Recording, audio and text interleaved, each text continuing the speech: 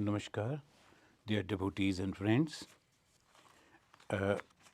This is again the March 4th, the last Wednesday.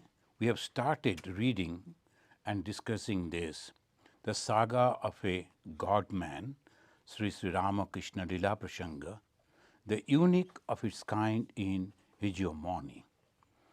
The Sri Ramakrishna Lila Prasanga, before you start, let us offer the pranam to Bhagavan Sri Ramakrishna. Sthapakaya cha dharmasya sarvadharma sarupine avatara varisthaya Ramakrishnaya te namah. The one who has adventured to establish the righteousness and also the duties of the human being, so I bow down to him. He is the greatest of all the avatars. Now friends, Sri Ramakrishna Lila Prasanga, the original Bengali biography of Bhagavan Sri Ramakrishna, it was authored by Swami Saradananda, one of the outstanding monastic disciples of Bhagavan Sri Ramakrishna. And we will come to know why the publisher has used this word outstanding. Translated into English by Swami Jagadananda, a great soul, and it took a long time for him to do that.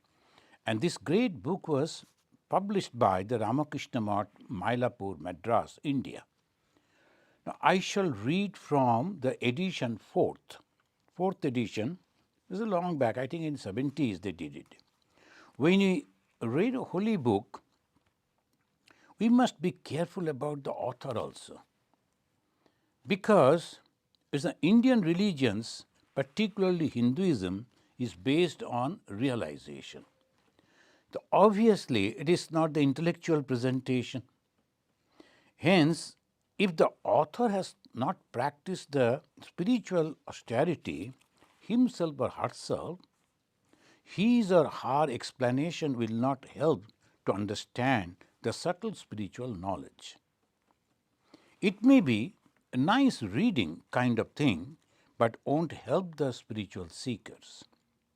The publisher has introduced us that Swami Nirvedananda, another scholarly monk of the Ramakrishna mission, has written a short but beautiful life of Swami Saradananda Ji Maharaj.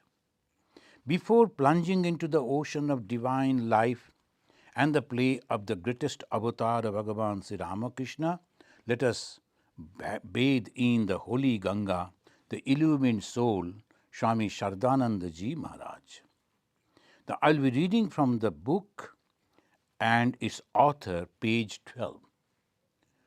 Now, here we are mentioning like this, Srimat Swami Saradananda Ji Maharaj. The Srimat, what is Srimat? That means he is having all the spiritual qualities. That's why Srimat. And also the Swami, the master of his own mind. Ji Maharaj, this is the Indian way to say the respect. When you say Ji, it is a Hindi, the Indian national language, the Hindi. It's a Ji means respected. And sometimes when the people, when they're talking, if we say Ji, that means oh yes, like that. So Ji. But Maharaj, again, another, the Maharaj literally means a king. Maharaja is a great king. But here the Maharaj means, again, respected person. Mostly in India, in southern part of India, they always call the Swami as a respected person. And in the northern, they say the Maharaj. So Ramakrishna mission has adopted both Swami and Maharaj, so that way. Eastern part, they used to say Babu. Now also again they say, but about the Swamis, Sannyasis, they say either Swami or Maharaj. So now, as because we will be constantly coming to this Ji, Maharaj, Swami, so it is better to know why all this. The Saradananda ji, Nirvedananda ji is writing. The author, Swami Saradananda, one of the outstanding monastic disciples of Sri Ramakrishna, before he took orders, his name was Sharat Chandra Chakrabarti. He was born in December 1865. His early life showed unmistakable sign of a saint. He was sedate, polite by nature. He had a robust physique, a sharp intellect, and a highly sympathetic heart. Friends, these are the qualities that they found in the life of Swami Saradananda ji. And they are mentioning like this, he was very good in debate in his school.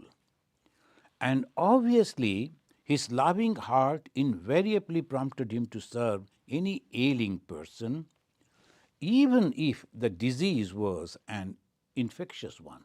Whole life we have found that he is serving in that way. There's a beautiful story in his life that someone afterwards mentioned. He was then very elderly. Swami is the General Secretary of the Ramakrishna Mission, and he used to stay in the Bagbajar, looking after the Holy Mother. But after the lunch, usually as we get up in the morning, so we take a siesta, a little rest in the noontime.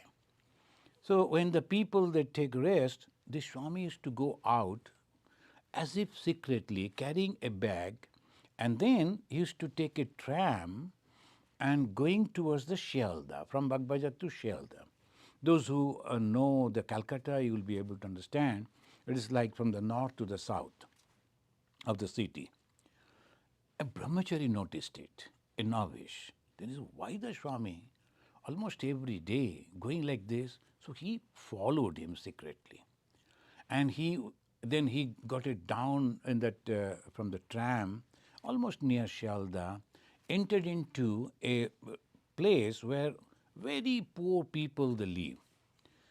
And he entered into a little hut, and he found that an elderly lady all alone in that small room, lying down.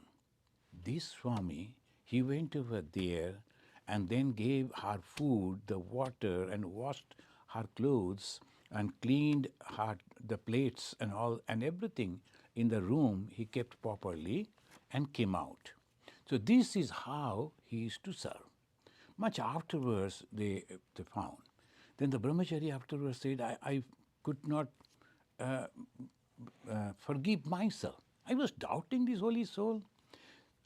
Because that lady was suffering in a disease that may create problem for others, Swami himself used to go to serve. So this is the way he used to serve. That to crown all, a remarkable feature of Sharat Chandra's mental makeup was its precocious bias for religion. It's a very advanced type of thinking. So that's why in those days they had the habit of using very special words in the English. In India, they used to feel very happy that I have used a word that nobody understand the meaning. So that was, and when they wrote like this, then afterwards the people always used to keep the dictionary by their side. Nowadays the dictionary, I don't think the people are using, because in the Google and it's so easily now you can find it. So previously, whenever we used to read the book, English book, a dictionary would be there. So I can remember in Advaita Ashram when we were brahmacharis, by turn we used to read after the night food, and we used to keep a dictionary by the side and we'll be reading. One Swami who was from London, a British Swami, he used to sit inside a room where I spent almost 10 years over there in the same room. He used to sit inside the room, just in front of that, we used to sit, nearly 12 or 14 of us, all Swamis and Brahmacharis. And the juniors, they used to read. The Swami will be sitting over there, that British Swami, and hearing. He won't come out, but he will listen what you are telling. Afterwards, the moment you stop, he will ask. When the class is over, he will ask, hey, come here. You pronounce this, it should be like this. You should pronounce this, you should. So that was a problem for us. We used to be very, very careful. So the British pronunciation, so like that, that was a beautiful way of teaching. The Swami, he was precautious because in spiritual life. What does it mean? Because he started thinking that I must realize Brahman, the consciousness, all being, when he was in school, when he was in college. In the St. Xavier's College, in those days, if you read, many of you must have read the books written by Swami Vivekananda's brother. In India, it was very difficult to get the religious books. People, they used to copy it by hand. You know that Quran also, the Muslims, they used to write by hand. In the tradition of the Buddhist, it is there that if you write from the Tripitak, and particularly on a piece of cloth, and hang it before your house, there will be no evil spirit will come to your house. If you go to the villages, Buddhist villages, you will find everywhere all this type of small banners are hanging. Actually, they all write. That was the habit. And in Hindus also, they used to copy the Ramayana, Mahabharata. By that, we're spending time and learning also. Printing machine was not there. That was the problem. Much afterwards, in Calcutta, near Calcutta, the two Britishers, they actually developed the printing machine, Sri Rampur, that was very famous for printing. They started printing, but first they printed the Bibles. The Bible was available almost everywhere, but no other Hindu books. The Swamiji's brother said, we used to read Bible because there was no other book. So obviously, the Ramayana, Mahabharata, Bhagavad Gita, Bhagavatam, nothing was available. Much afterwards, it all started. And there is a publication center called Gita Press. So from a long, for a long period of time, the business community used to help them, and they used to publish book in a very cheap rate. Gita Press, still it is there, but I don't know how much they publish and what type of. Nowadays, people, they don't have the habit of reading in a printed book. They read in the computer. But anyway, this is the history. In that time, when he's a student of the St. Xavier's College, is a very prestigious college in Calcutta. He was a student of that college, and he came in contact with the Bible, and after reading that, he started loving the life of Jesus Christ. Then he came in contact with the Brahma Samajis, and he followed them also. Because all the Brahma Samajis, they were the finer portion of the Hindus, you can say, because they used to talk in a philosophical way, all the explaining the Vedas, Upanishads. Educated people like to like them. Mostly the disciples of Bhagavan Sri Ramakrishna are from that, Brahma Samajis. So he was also there. But it was his life was destined to come to Bhagavan Sri Ramakrishna. He came to know from the Brahma Samajis that there is a saint in Dakshineshwar. Because the Brahma Samajis, particularly Keshav Chandra, he wrote about Sri Ramakrishna. And he was a very famous person in those days, very popular person. As he wrote and as he spoke about Sri Ramakrishna, and naturally people got interested and they all started visiting Sri Ramakrishna. This Sharat also, with his cousin brother Shashi, he became again another monk, Swami Ramakrishnananda ji. Saradananda, Ramakrishnananda. Saradananda, in the name of Ma Sharadamani Devi, as because he used to serve her, and that's why Swami Vivekananda gave the name Saradananda. Ananda in Ma Sarada, and he used to all the time serve Ma Sarada. And Ramakrishnananda, that particular name, Swami Vivekananda thought he will accept, but instead he gave it to Shashi, because Shashi Maharaj was a great follower of Sri Ramakrishna and used to serve him by worshipping, etc. So these are the excellent lives. Sharadananda ji came in contact with Sri Ramakrishna. The moment he came to Sri Ramakrishna's place, Dakshineshwar, Sri Ramakrishna as if were waiting for him. So he stood up, welcomed him, and talked to him as if he knew him for a long time. And Sharat liked it. He started visiting, and then he was started avoiding his brother, because when he is coming alone, he can ask some question. He can, but if the brother is there, he was shy, of course. Then before him, how to practice meditation, it is difficult to ask. So he avoided Shashi and he started visiting all alone. And Sri Ramakrishna used to guide him how to meditate and all, asked him to become a friend of Narendranath. So this is very important. In the early life of Sharat, the Sri Ramakrishna told, you better go and meet Narendra. And when he met Narendra, immediately they became very close friends. Narendra, Sharat Chandra was very methodical. He will keep everything tidy, neat. And Vivekananda is exactly opposite. His books will be here, there, he will be searching, and like that, like a little intellectuals. That. But Saradananda and Vivekananda, they became very good friends. Much afterwards, Vivekananda commented, in this world, if everybody leaves me, there will be two persons who will never leave me. One is Swami Brahmananda, another Saradananda. The Saradananda and Brahmananda, all through they supported Vivekananda. Friends, this moment we won't be able to understand how the revolutionary thoughts, Swami Vivekananda shaping the Hindu society.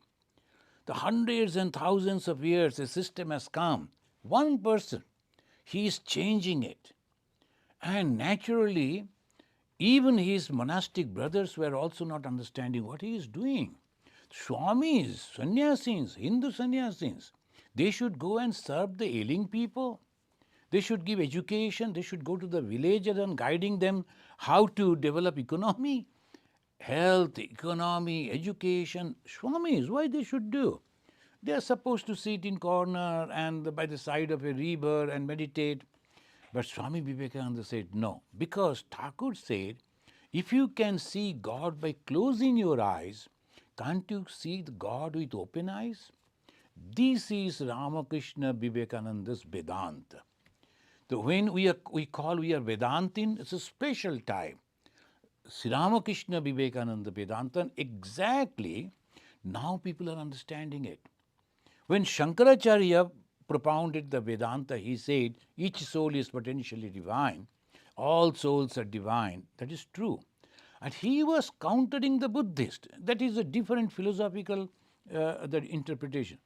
But practical, we say that each soul is nothing but divine, and how we behave with them. So obviously, Sri Ramakrishna Vivekananda wanted that it should be practiced, and Sri Ramakrishna was pleased to find such a prodigious mental caliber in Sharat. And Sri Ramakrishna's illness, lasting for about a year, proved to be a signal for Saradananda. He decided that he will leave the hearth and home and he will serve the master, his guru. So the Kashipur garden house, he joined over there. Then in the Kashipur garden house, that one day Sharat Chandra with most of his friends received from Sri Ramakrishna the ochre cloth. In the Hindu tradition, if a sannyasi is giving the ochre cloth to someone else, then immediately he also becomes a sannyasi. The Sri Ramakrishna, the master, he gave the ochre cloth to all these boys and they became sannyasis.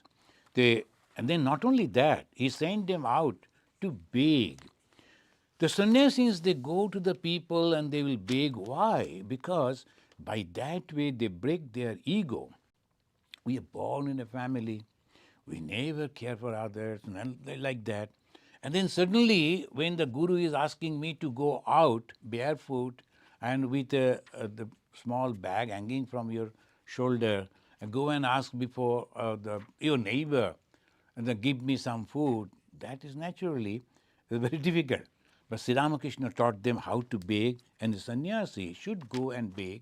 not for himself but for God, and that act usually help him to reduce the ego. All this type of procedure is only to break the ego. The Saradananda was growing up, and then we will 1892 the monastery was shifted from Bagbajar to Alambajar. Baranagar to Alambajar.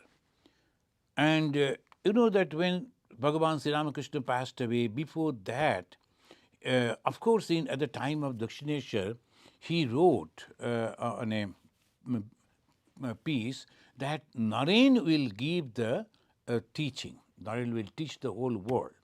And Naren is the leader. Not only that, he called all his young disciples, whom he was preparing to make them sannyasi. The Naren is your leader. You must listen to Naren, because there were seniors also was there in the same group. Like there was the gentleman. Afterwards, he became Swami Advaitananda, and then he was 2 years senior than Bhagavan Sri Ramakrishna himself. So naturally, he will feel, why should I listen to a young boy, Naren? The Naren was much young. But Sri Ramakrishna said that Naren is the leader, everyone accepted. Saradananda ji, from the day one, when Sri Ramakrishna told you must go and become friend to Naren, he was the follower of Naren. So he said, no problem for me. He was helping. Naren left to see the India. I have a message. So he was going on, traveling all over the India. He was hiding himself so that his brother disciples should not follow him. There's a very beautiful stories. If you read the biography of Swami Vivekananda, his brother disciples, they used to love him so much. Friends, usually when we are together, the friends, particularly in profession, or suppose you are professors, suppose you are monks, suppose you are doctors, but the same group, same age, there will be some sort of competition, not that way liking. So, but here we find all these brothers, they used to love Naren. And they used to protect Naren because Naren was their guru. Sri Ramakrishna said he will lead bus. That is called complete dedication. Saradananda ji is to inquire where is Naren, others also. So Naren is to change his name. Otherwise, people will be always informing. He was such a bright person. Wherever he will go, people will discuss about him. Oh, such a great singer, such a great orator, a wonderful looking person. So naturally, news is to come, and that means it is our Naren. They never knew the name, but they will discuss, and they will. Another Swami was there, though he is not supposed to be here, Swami Akhandananda ji. He used to love Narendra and as his elder brother and friend. So he said, I should have the company of Narendra. After Sri Ramakrishna, he is my guide. So he used to follow. Wherever he will hear there is someone special, he will go and find Naren. And by that way, Naren told, what is it? How could you find me? Because nowadays, if he was here, he could say that what's called a tracking machine. I have kept a tracking machine. So now he used to go, and like this, they used to love him so much. The Saradananda ji, he was there, then Narendranath started that, as Sri Ramakrishna said, after me, take these young boys and stay one place and pray to God for your spiritual life. He started that, but that was something very, very special in Bengal. The Bengal, they saw the Vaishnavas monks, Vaishnava sadhus. They used to have their wives, and the tantrics, they were practicing tantra. They used to have their women companions. They're like that. But Vedantic monk, not having family, not having the wife, not having any other thing, and externally also you won't be able to understand because they are wearing the normal dress, but they are sannyasins. So people used to doubt they must be anarchists fighting against the British government. There are many incidents that happened. They used to complain and to the police. These young boys, 10, 12 of them, they must be making bombs to fight against the British. So sometimes it happened. So many problems. There's no money at all. Who will give them money? So they somehow got a house which was haunted, and that also they used to pay 8 rupees rent. The householder devotee, Sri Ramakrishna asked him in his vision, hey, you must take that house and give this money so that boys can stay there. Sri Ramakrishna, though left the body, but he was present and guiding. So he hired that. That is called Baranagar Mott. You'll be happy to know, many of you know, of course, that particular place, the Baranagar Mott, only one pillar is remaining, all otherwise all that has broken down. But they are protecting that pillar as a memento. There it started, the first Ramakrishna Ashrama movement. And they used to stay over there. Saradananda ji was there. No food, nothing.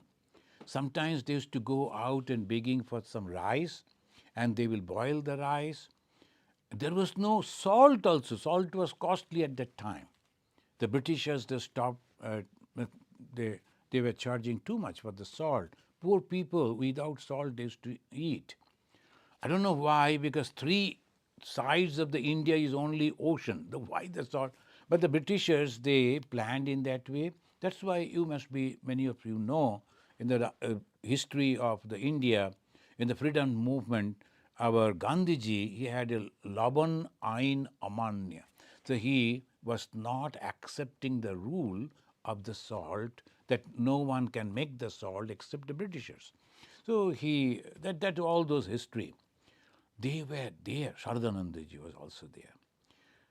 Then from there, I am reading 1892, the monastery was shifted from Baranagar to Alam Bazar. Not very far, if you go almost at the same. And you will be happy that recently, very recently, that particular building where Swami Vivekananda also stayed and other direct disciples, and when Swami Vivekananda returned from Europe, from America, he went over there. And brothers, they were not knowing that Vivekananda is coming back. That was a great, great, very excellent surprise for them.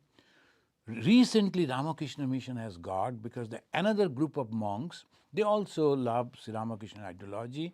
They have handed it over to Ramakrishna Mission, because that building was completely dilapidated. It was breaking down. And the local authority, they sent a notice, either you rebuild it, renovate it, or we are going to break it.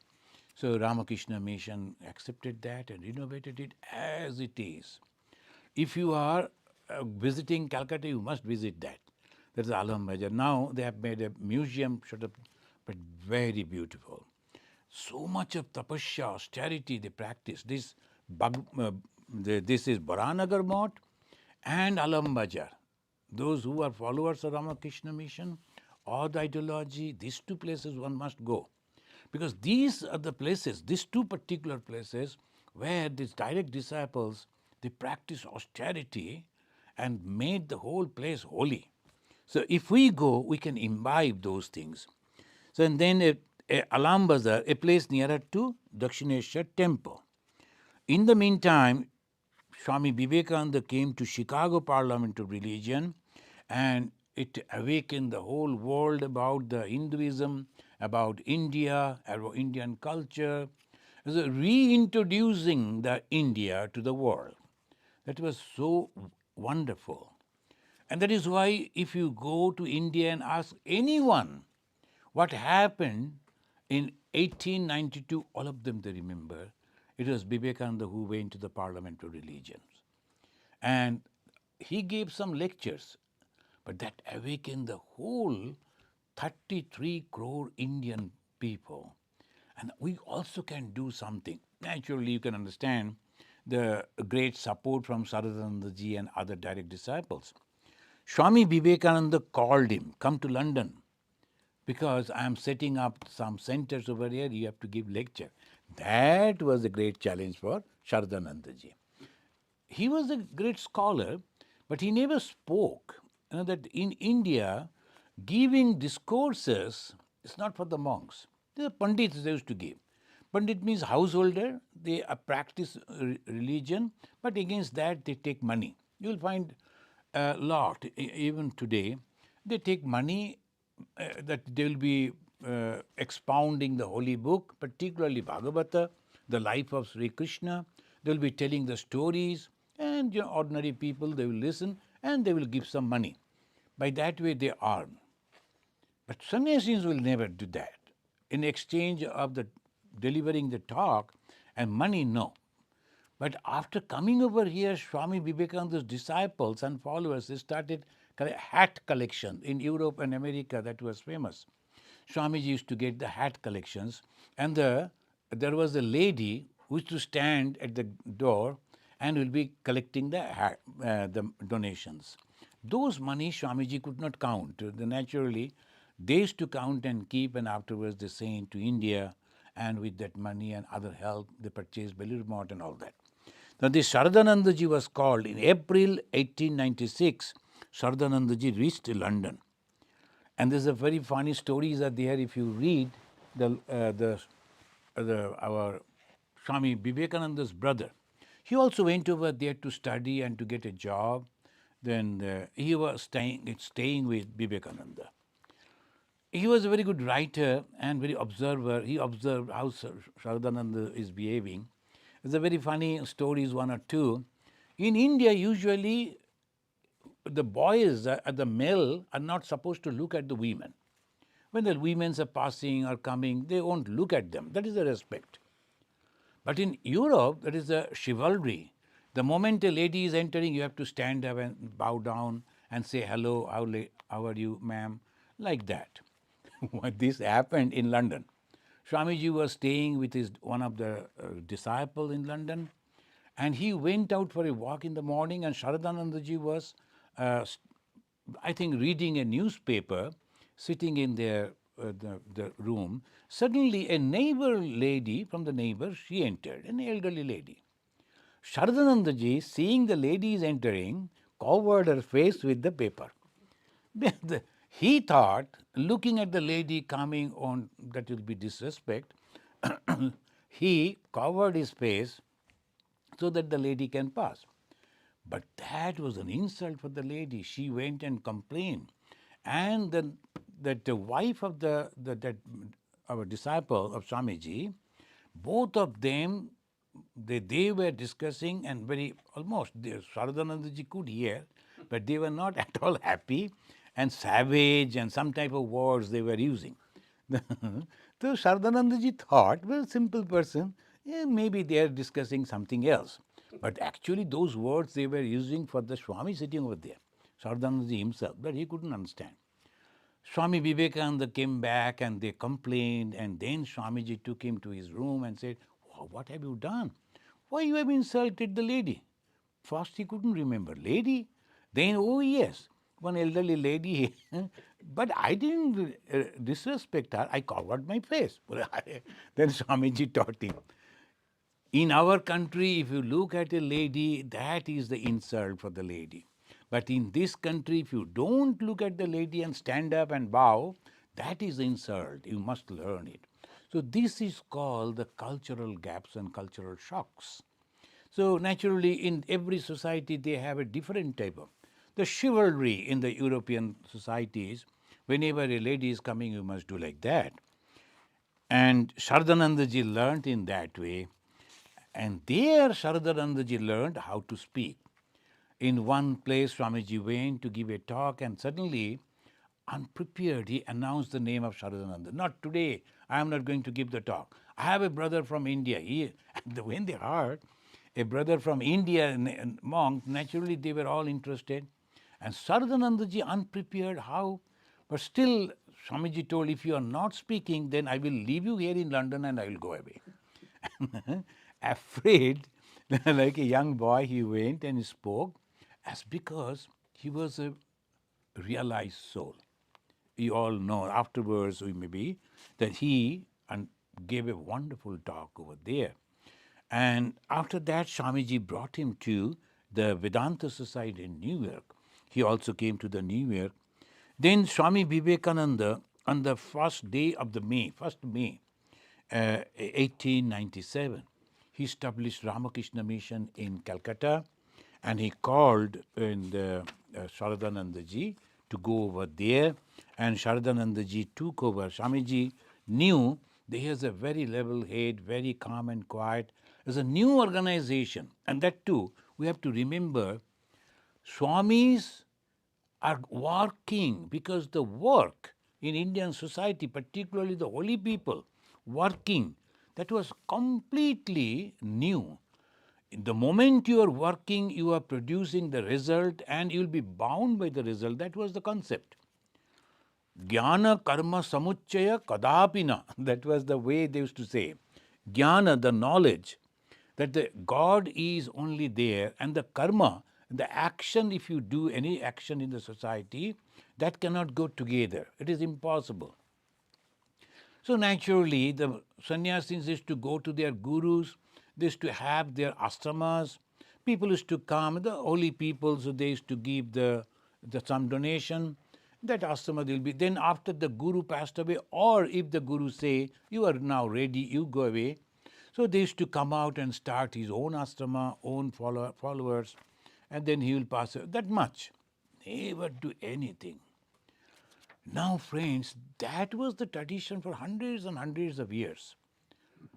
Vivekananda introducing completely a new conception, as because Bhagavan Sri Ramakrishna said.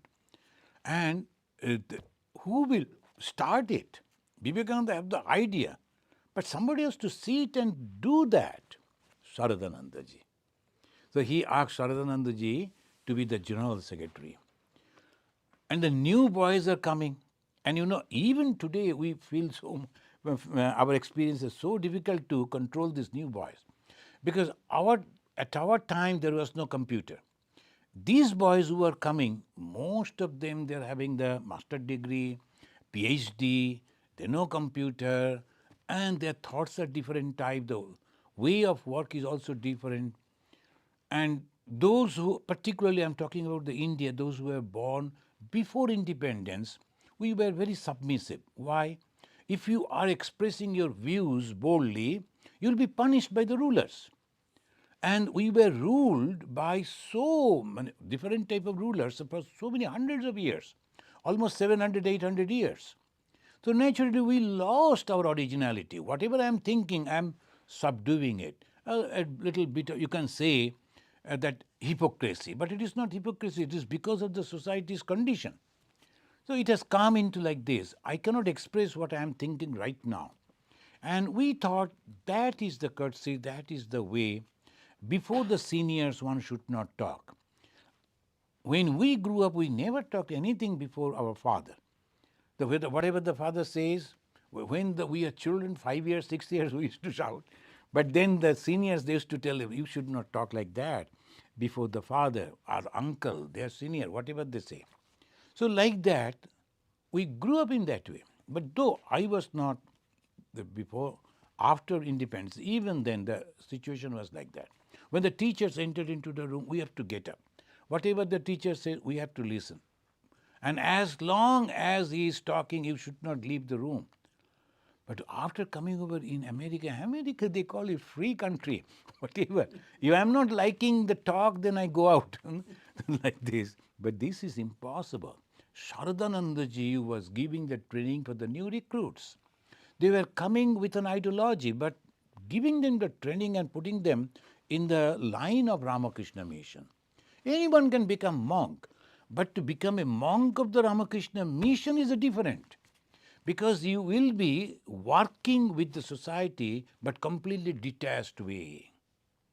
And the moment you are working, you will get the name, you will get the fame, you will get all that different type of invitations. But you have to keep in mind that this is not for me. I am just doing my duties and this is my tapasya. Anywhere you go, you have to continue that same mental training. So that is the very special training for the Ramakrishna Mission monks. So obviously it is very, very challenging. Saradananda ji took up that and he started the rules and regulations and all this he was going on doing. Then afterwards it came when the Sri Ramakrishna passed away. People started writing about Sri Ramakrishna, about Sri Ramakrishna's life. But people always like, anywhere in the world, they always like to talk about some miracle. It happened. What happened? That day I went and I saw from the Bhagavan Sri Ramakrishna's photo, a light came. Maybe some reflection, some light was passing through. But anyway, he or she took it as seriously. The light came. I said, okay, the light came and it came to me. From Sri Ramakrishna, suddenly the light came to me. I said, okay, then what? Then it came to me. Then I said, okay, Sri Ramakrishna's light is coming and reaching you. Do you feel that you are a better person today? If not, then what is there? So by that, but people are not like that. People will always like to, and they will go on telling others, this happened, that happened. And there are many. Of course, I am not telling it is not true. They are. But most of the time we imagine. I went to offer with a prayer, then suddenly a flower fall from Thakur. And that means Thakur is accepting it. That may be. That's good. But that is not all religion. Religion is a transformation. Religion is a realization. Realization of the oneness. The oneness will give you love. There will be no hatred, no jealousy. That is the development of religion. But we don't have patience. We think, oh, this is good that something happened. So this is the way it goes. People started writing the biography of Sri Ramakrishna, those who saw him, and started adding so many this type of stories about him. Then Saradananda thought, maybe he discussed with his other brothers, that when we are alive, the people are talking like this. Then we won't be there, then what type of stories will go in the life of Sri Ramakrishna? We must do something. So he decided to write this huge biography. Now, if you go to the Google and ask for some information, immediately you get some information. Maybe some mistakes, but mostly it is there. But what type of information he will collect? He used to go to the people who lived with Bhagavan Sri Ramakrishna and asked, so when he left for Calcutta, oh, that was the time when there was drought. Then you have to calculate when there was a drought. Oh, of course, on such and such year, it was a drought. And mostly people, they talk like that. And I have heard people in the villages, if you ask them, what is your age? They will say, oh, like, say, 50 Purnima. That means that the full moon, that will be collected, 50 Purnima. That means almost like that. Directly, they don't remember that. And most of the people, they will never write down the time and the place of their birth. It's very recently. It is all because they go in the hospitals and all that. Previously, it was in the houses, they used to give birth. Who will write down? And all this confusion was there. So why I am telling, so from them they used to collect the information, then analyzing all those. Then he is producing as a biography. That was the toughest part. But one thing was good, the majority of the people were alive. So when he is mentioning those people who are there, when he goes and talking to them, this happened with you, isn't it? Oh yes, that happened. But sometimes some people, they mix up. They forget. That is also another problem. If you say, I have seen some of our friends that something happened. I remember that. Maybe they're funny things or very serious things, but they have forgotten. Is it? I don't remember. So that is another challenge. So with all these problems and then the shortcomings, and Saradananda ji collected all this information. And another word he said before writing this book, in this biography of Sri Ramakrishna, he said, anything that I have written over here, I have written after the realization of myself. That means the realization of Bhagavan Sri Ramakrishna, he himself also realized those. He was the only person who got the permission from the Bhagavan Sri Ramakrishna, his guru, to practice Tantra. The Tantra is a very challenging path. Very temptation is there, because if you practice Tantra, you get the power to control the nature. The moment you get the power, naturally you feel like using that. So that is the problem. In our school days, when we used to practice boxing, after practicing boxing, and then we used to come out and we used to think, if we get some person to fight with, unnecessary. And in but because you are practicing boxing, then our teacher used to say, this is only to protect yourself, not to hurt others. So that is the nature. So obviously, this Saradananda ji, when he has written this book and all this, that slowly we will be, so he will be describing what is the avatara, why the avatara, and there's a unique way. Now, Saradananda ji, he wrote his Sharat. Swami Vivekananda, he liked him so much, and he said, infinite patience, infinite purity, infinite perseverance, about Swami Saradananda ji. Infinite patience. A lady came and told, my husband has passed away and I have 3 children. I cannot look after them, so I am leaving all those to you. And she left. These 3, and there's a small room. If you have gone to the Bagbajar mother's house, the moment you enter, in the left-hand side, that was his office, that was his residence, and they're sitting over there on the floor. There's no table. He's sitting on the floor and writing, the olden time, the small desk, he used to write these books.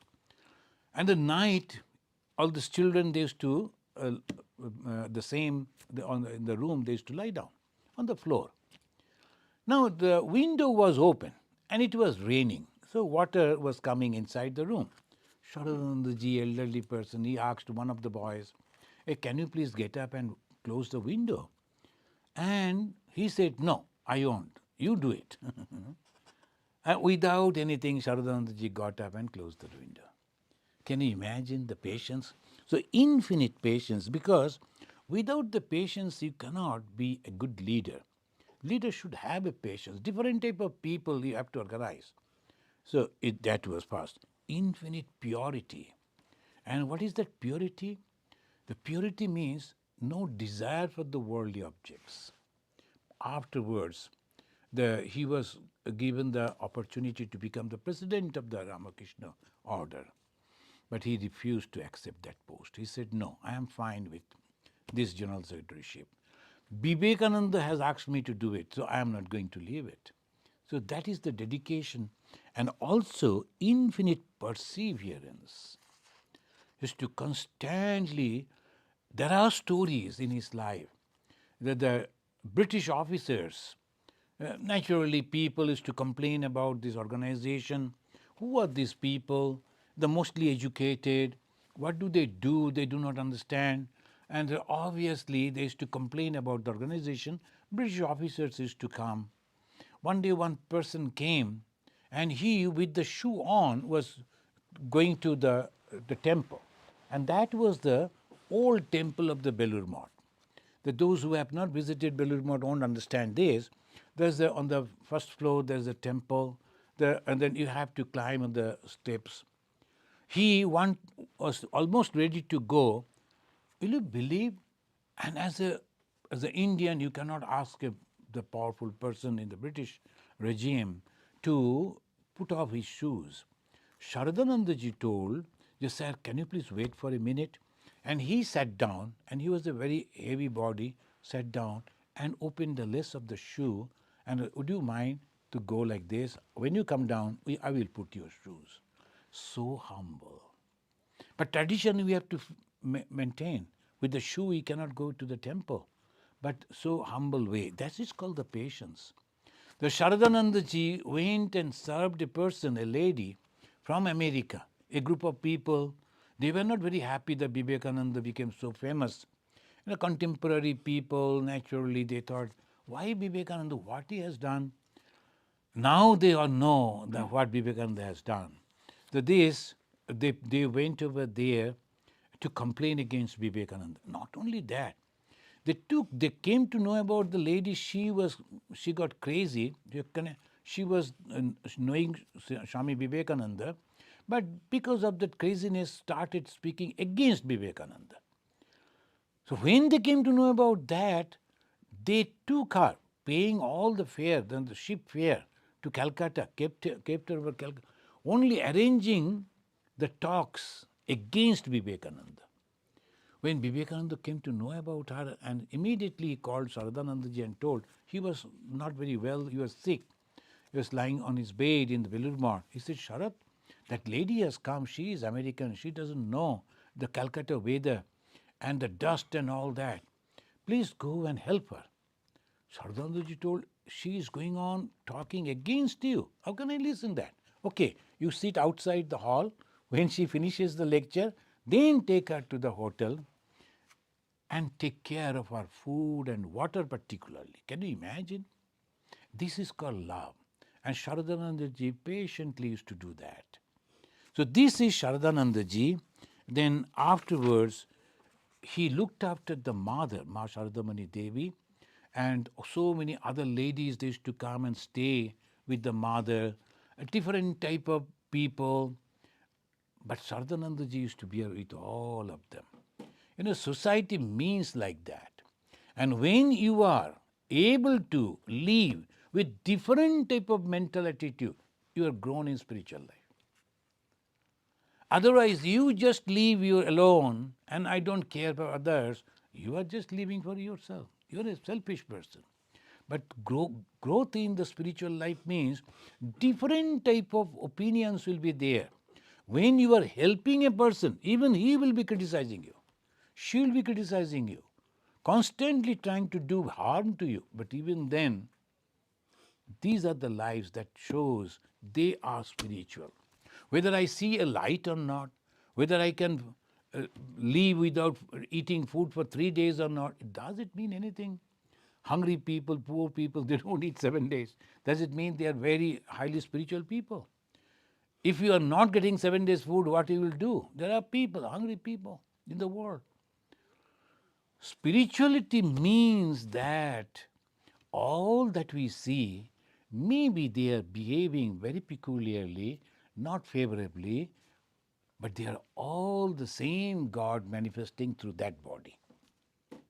And so I don't have any against anything, anyone. I adjust. That is called spirituality, and that we find in Sharadanandaji's life. Now, the Sharadanandaji, he wrote in this way. Now, I am reading from the page 5. It's called Introduction in the book. That the religion of India is founded on God-vision. This is a very special word. Who created Hinduism? When you ask who created Christianity, of course, the name of Jesus. From the Jesus Christ, Christianity. From the Buddha, Buddhism. And the Jains also, they say before that the Mahavir Jain, there was others, but still from the Jain. And the Hazrat Muhammad, of course, the others were there, but from Hazrat Muhammad, Islam. Like that it is there. But who has created Hinduism? Sri Ramachandra, the first avatar, but no. First avatar in the human form, there are other avatars, but the first avatar, no, he was born in a Hindu family. Sri Krishna also the same. Who created Hinduism? That is very unique. Hinduism is a science, and they examine the whole nature for the truth. What is the truth? How to get permanent happiness. How to get permanent bliss, joy. Because whole life is focused on joy. I do everything in our life for joy. That's the human life they understood. It's not for the position, not for the power, not for the money, not for the food. It is for the happiness. I build a castle for happiness. I cook for lot many food for happiness. But every time I understand, no, this is not the end of happiness. So I started researching and came out with a wonderful truth that happiness is inside us. And that he has mentioned here, God-vision. So he in the religion and became clear when we reflect upon the significance of the words and expressions like the rishis. Rishis means the seer. Apta, APTA, Apta, Apta Vakya. Apta means the realized soul, one who has attained the goal of life. Adhikari, the one possessed authority. Prakriti Leena Purusha, a person merged in the cause of the universe. So these are the terminologies used for those who have realized it. The God is one, with the word G capital, the God. That means He is the creator, sustainer, and He is also dissolving. But how we know it? Then they say Rishi is the seer. They withdrew their mind from the external objects and then concentrated in the mind, and they analyzed the mind and all the truth reflected automatically. Then same with the apta, same with the adhikari and prakriti leena. These are the terminologies they used. These names have been used since Vedic times to describe the teachers who came to reestablish religion. And the origin and the development of the idea of the divine incarnation, Ishvara, as the controller of the cycle of that but the Shankar philosophy. So, friends, we will read from these, then we will know why Bhagavan Sri Ramakrishna, the Avatar Varishta, as Swami Vivekananda said. Now, this conception of avatar, now Jesus, we say, he is an avatar. Buddha, we say avatar. But the Buddhists don't say that. They say Buddha is the ultimate goal. Buddha is the goal. Buddham Sharanam Gacchami, they say. But we say, nah, Buddha is an avatar. Buddha has come to reestablish the path. Christianity, they say, Jesus is the goal, the path and the goal. Because he is the only begotten Son of God. We say, no. The God manifested through that particular body, that time. But he is not that ultimate. The ultimate must be different. Because we see the body. The moment we see the body, it is a duality. It's a limited. That cannot be. But these Hindus, they are worshipping 33 crores of gods and goddesses. So many different names and forms. But they will argue with you, no, God cannot be in the form. You are worshipping so many gods and goddesses. If we don't understand these particular thing, it is very difficult. It is not that all Hindu can say that. Maybe they are practicing Hindu, they follow the path of Hinduism. But to understand Hinduism, you have to go through these pages where they have analyzed it. Why avatara and what is this avatara? And what is their purpose? Why they take form? Do they really take human form and take birth like us? They have a father, they have a mother. Buddha had a father and a mother, Shuddhodhan and Mayadevi, etc. Now the Jesus was also having the father and the mother. Sri Ramakrishna also was having the father and the mother. But they say, no, they are not. They manifest themselves. Very, very, very interesting. We will go through these pages in our next Wednesday again. So thank you. So the first question is from Bidyut Mojumdar. He's asking, what is the meaning of the title, Saga of a Godman? Saga means the story. Saga means the story that goes on of a Godman. Godman means the man who was God himself. So that's the saga of the Godman. The other is more of a comment. YouTube user BLM. He's saying, even today we have to be selfless servants with self-realization. My conscience says so. That's good. More of Thank you. Thank you, friends. So we'll be going through these pages and you will find a lot of places to ask questions, I'm sure. So let us chant this mantra and we conclude with the pranam mantra and then we conclude with 3 times Shanti. Sarvo dharmo sthapakastam सर्वधर्म स्वरूपकः आचार्याणां महाचार्यो रामकृष्णाय ते नमः रामकृष्णाय ते namaha. Swami Saradananda ji, he has translated, "Salutation to you, O Ramakrishna, the reinstator of the religions, the embodiment of all religions, the great master among all the masters." Om Shanti Shanti Shanti Harihi Om Tat Sat Sri Ramakrishna Arpanamastu.